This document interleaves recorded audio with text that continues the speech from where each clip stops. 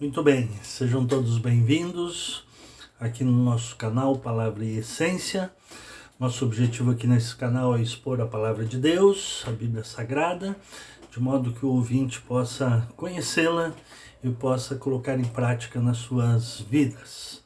Se você não é inscrito no canal, por gentileza se inscreva, compartilhe nas suas redes sociais, acione o sininho lá para você receber as notificações e assim você me ajuda a expandir o reino de Deus.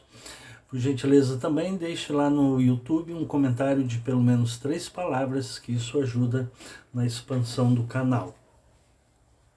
Temos feito aqui um estudo na Epístola de Paulo aos Colossenses e hoje nós vamos estudar o capítulo 2, versículos 11 até o 19.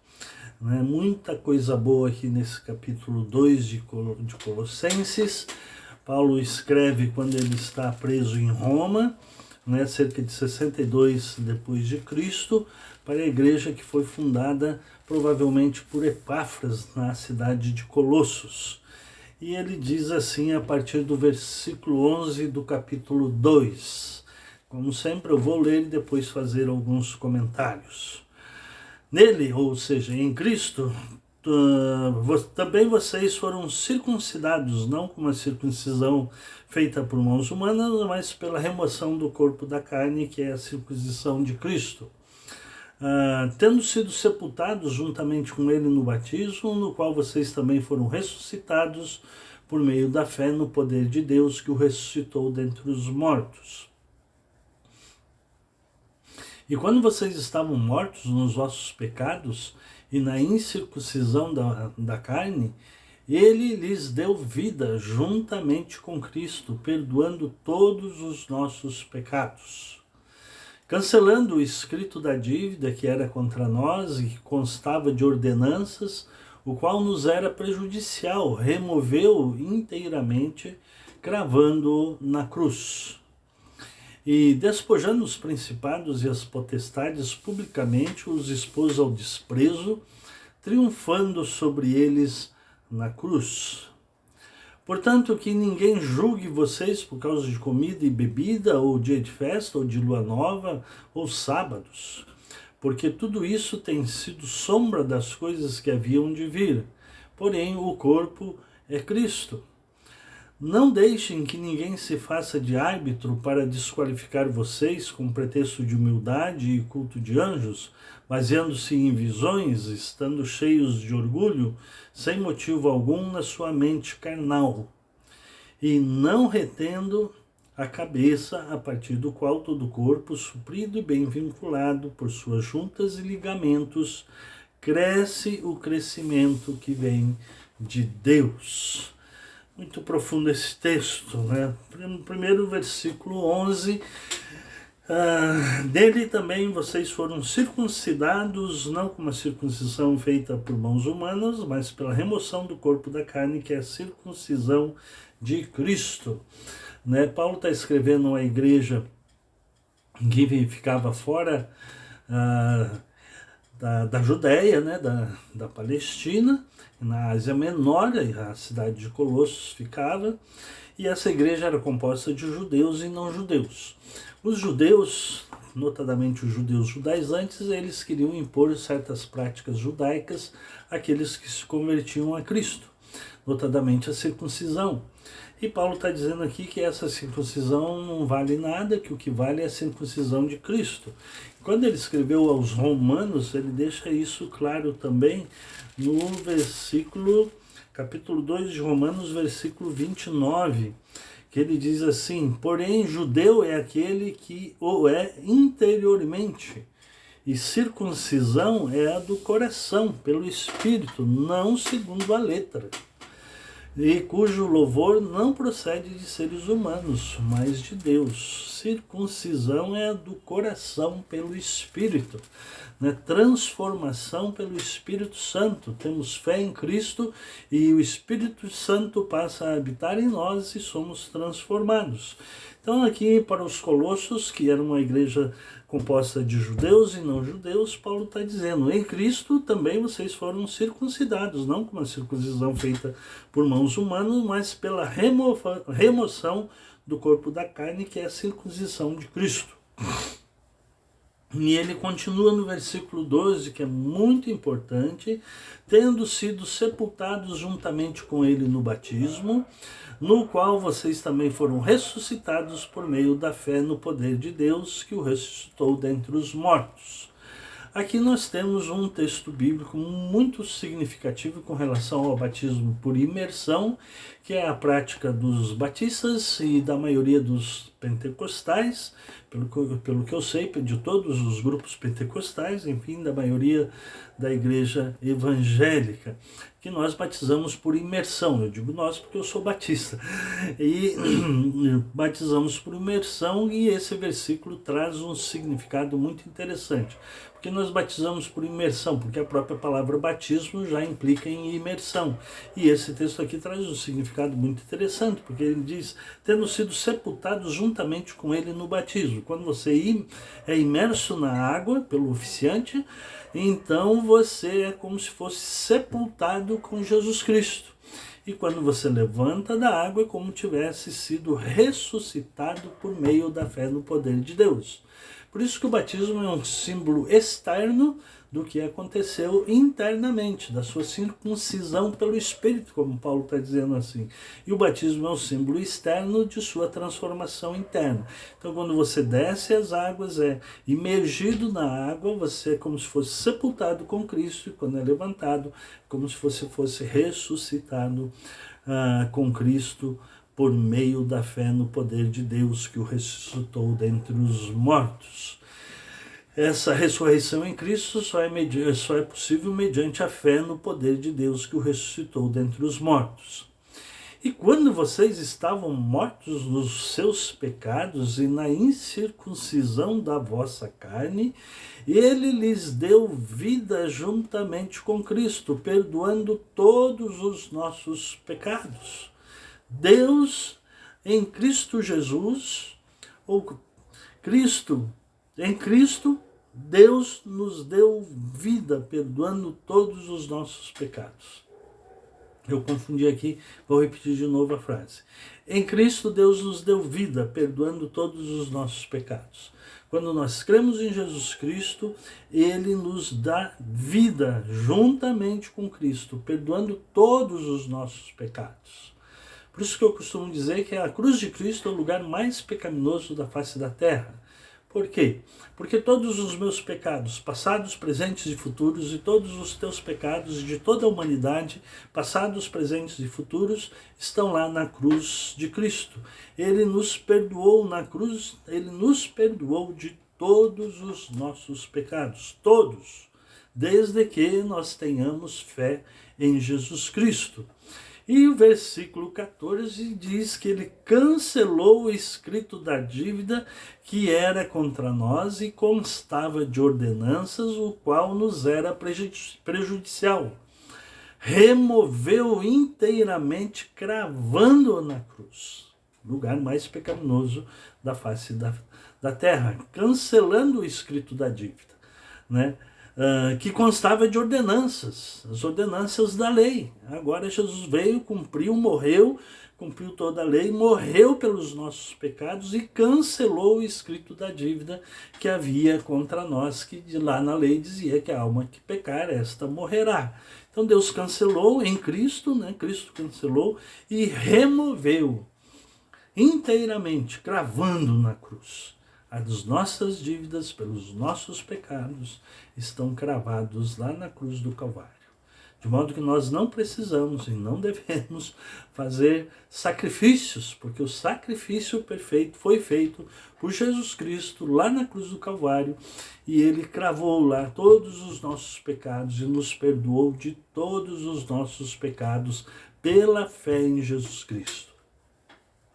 Então, quando nós cremos em Jesus Cristo, o Espírito Santo vem habitar no nosso coração e nós somos justificados e somos perdoados de todos os nossos pecados. E no versículo 15 ele continua aí: despojando os principados e as potestades, publicamente os expôs ao desprezo, triunfando sobre eles na cruz. A referência aqui é potestades, principados e potestades, aos poderes espirituais do mal, que ele diz que removeu inteiramente, que ele os expôs ao desprezo, triunfando sobre eles sobre a cruz. Portanto, aí os judaizantes que tinham dentro da igreja de Colossos, aqueles que queriam que os gentios que crescem em Cristo também fossem circuncidados e guardassem toda a lei judaica, ele diz, portanto, que ninguém julgue vocês por causa de comida e bebida, ou dia de festa, ou de lua nova, ou sábados. Está falando das comidas e das festas de lua nova ou dos sábados que eram guardados. Não, tudo isso tem sido sombra das coisas que haviam de vir, porém o corpo é Cristo. Tudo isso, todos aqueles mandamentos da lei referentes ao cerimonial da lei, né, Jesus veio e aboliu, né, porque ele cumpriu toda a lei e os nossos pecados foram perdoados na cruz do Calvário. Então não deixe que ninguém julgue vocês por causa dessa prática ou não prática desses cerimoniais da lei, né? Não deixe que ninguém se faça de árbitro para desqualificar vocês com pretexto de humildade e culto de anjos, baseando-se em visões, estando cheios de orgulho, sem motivo algum, na sua mente carnal. Eram os judaizantes, os falsos profetas, que ele já tinha se referido no versículo 8, que ele diz, tenham cuidado para que ninguém venha a enredá-los. Eram esses judaizantes aqui. Enredá-los com sua filosofia e vãs sutilezas, conforme a tradição dos homens, a lei judaica.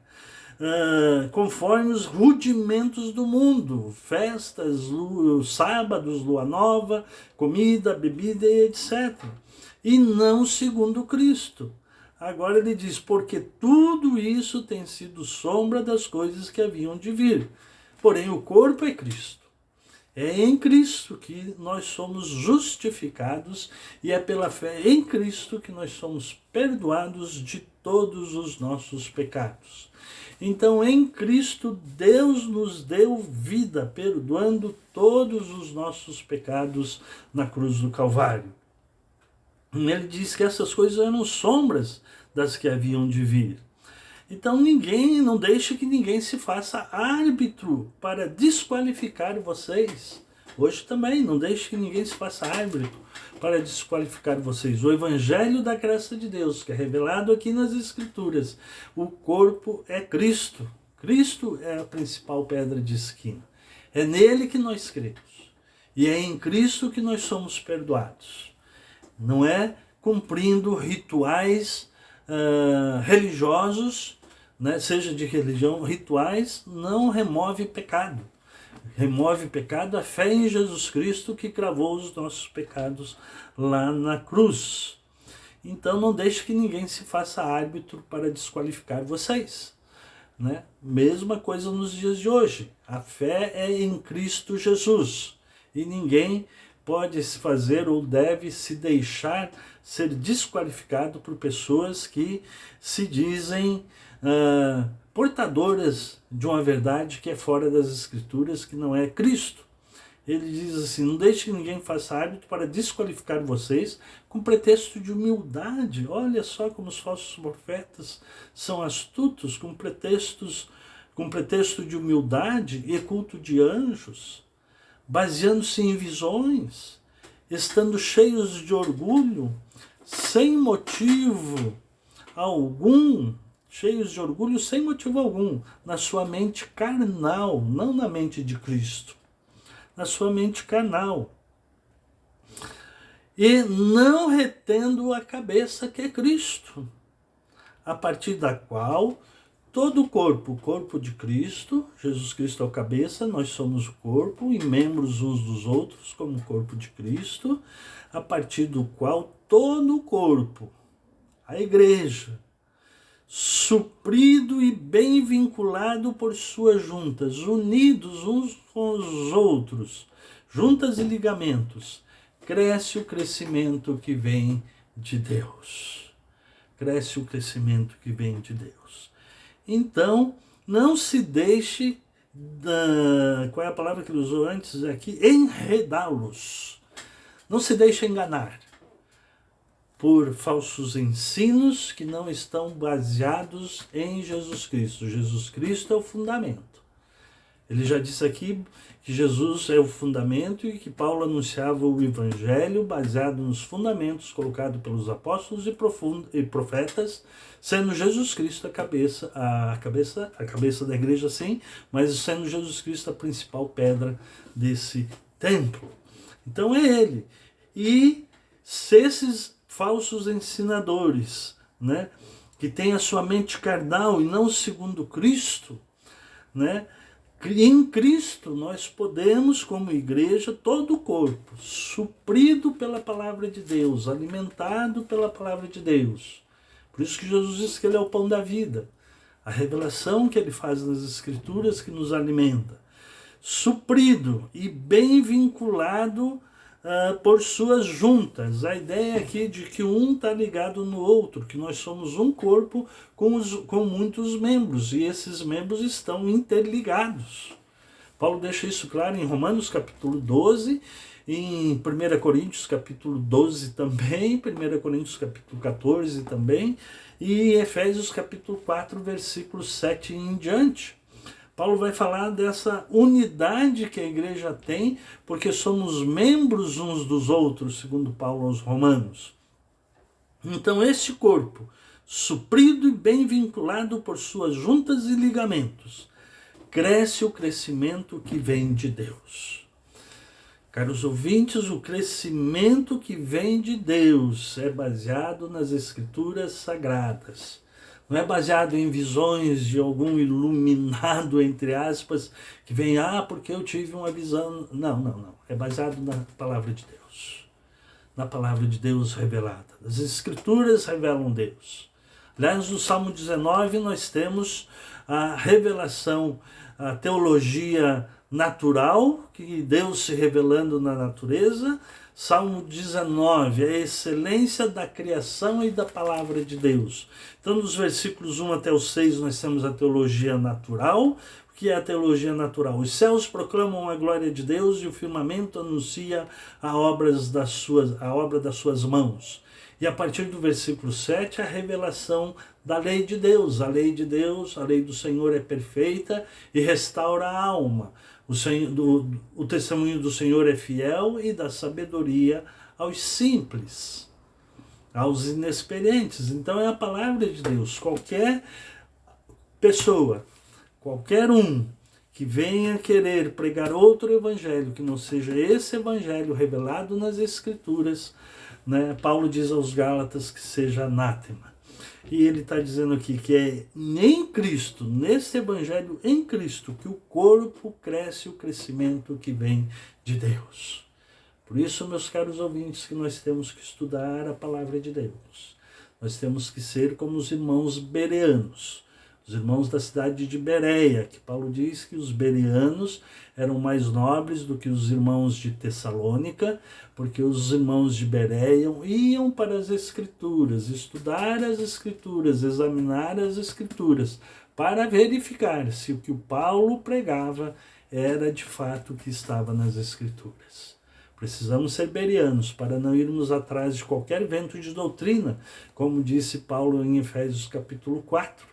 E não sejamos mais meninos enredados por qualquer vento de doutrina ou com filosofias e vãs sutilezas, conforme tradição dos homens. Temos muitos falsos evangelhos hoje. Precisamos nos voltar para as Escrituras. E esse é meu objetivo aqui, para ver se o que as pessoas estão pregando, se o que está aí nas mídias sociais está de acordo com a palavra de Deus. Então, meus caros ouvintes, não vão atrás do que eu falo. Vão lá, abra sua Bíblia no texto que eu coloco, no texto que eu proclamo aqui, leia o texto e vê se o que eu estou falando está de acordo com as Escrituras Sagradas. Seja bereano. Você conhece as Escrituras?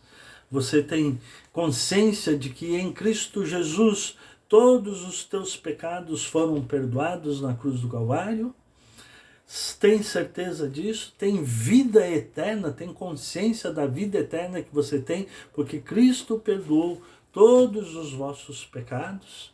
E Jesus disse que ele veio para que nós tenhamos vida e vida em abundância. Vida com sentido, vida com significado, vida que vale a pena ser vivida. Em Cristo ele nos deu vida, né? E perdoou todos os nossos pecados. Então vamos viver de acordo com a palavra de Deus, de acordo com a graça de Deus, e não nos rudimentos deste mundo, tradições de homens, baseado em visões. Como é que Paulo disse aqui? Né, querendo desqualificar pessoas que têm visões, querendo desqualificar com falso pretexto de humildade e culto aos anjos, baseando-se em visões, estão cheios de orgulho, né? Estão cheios de orgulho, sem motivo algum, na sua mente carnal. Não, nós temos que ter a mente de Cristo e temos que ir para a palavra de Deus, para examinarmos a palavra de Deus e assim usufruirmos dessa vida abundante que Jesus nos deu, morrendo na cruz do Calvário, perdoando todos os nossos pecados, desde que nós corramos para a cruz de Cristo e nós confessemos os nossos pecados, e então somos perdoados e temos vida eterna e vida abundante aqui neste mundo. Muito obrigado por me ouvir, que Deus os abençoe.